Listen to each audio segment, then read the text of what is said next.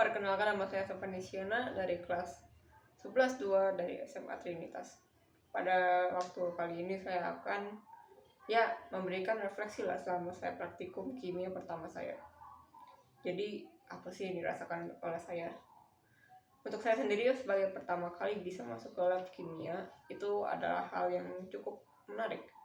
Karena seperti yang dijelaskan tadi, nggak pernah masuk ke lab kimia dan baru pertama kali itu nyobain praktikumnya juga. Kayak waduh, banyak banget itu bahan-bahannya, ada yang dari larutan sampai yang kristal. Kedua adalah kita harus tahu benda ini buat apa sih. Cukup mengejutkan, terutama ketika menulis laporannya. Buat saya sendiri, saya cukup males untuk ngerjain laporannya karena hitungannya kudu dimasukin ke Word, dan itu makan waktu pisan. Harus tempatnya kudu sesuai, nggak boleh gini, nggak boleh gitu, dan hitungannya harus saya hitung lagi supaya memastikan itu benar atau tidaknya. Untuk apa sih yang saya bisa dapat dari pelajaran ini?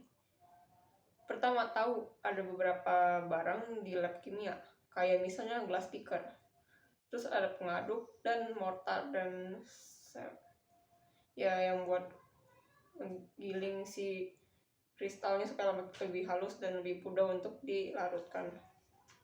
Terus tahulah pentingnya search dulu bahan. Misalnya, waduh ini bahannya apa? Ternyata cuma air garam, nacil gitu, natrium klorida. Yang pas dicium baunya itu bau gelas besi, cukup unik. Terus tahu safety lab dasar yang ada di lab kimia. Misalnya mau mencium aroma dari si larutan ini dan hasilnya gimana, itu harus ada caranya, nggak bisa langsung dicium doang. Terus dari makna pembelajaran ini, pertama tahu cara kerja praktek kimia, karena sebelumnya belum pernah, jadi baru kali ini bisa ngerasain gimana sih praktikum kimia itu. Dan tau lah untuk kedepannya nanti harus gimana bisa langsung, nggak usah kayak bingung dulu ini buat apa nih, aduh. Terus yang kedua, pentingnya kerja sama dalam kelompok.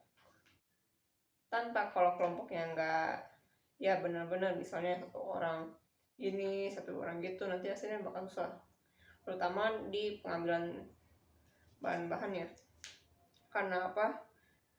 Pertama, untuk masukin ke dalam si gelas ukurnya, dia itu kita perlu pakai pipet sedot, yang itu cukup lama untuk dikerjakan, makanya dibagi jadi dua. Ada yang buat masukin larutannya ke dalam gelas ukur, dan satunya lagi mempersiapkan bahan lainnya. Terus tahu lah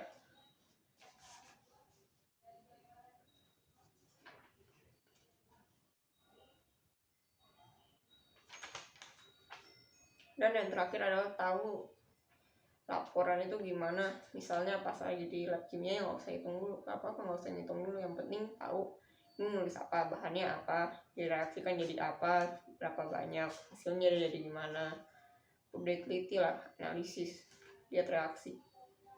Dan yang paling buat saya senang dari lab praktikum ini adalah dalam pembuatan yang kristal larutan.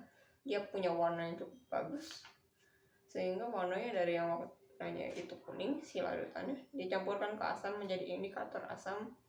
Dia perlahan-lahan menjadi oranye kayak nutrisari jeruk, terus kemudian menjadi warna kopi, dan akhirnya menjadi ungu.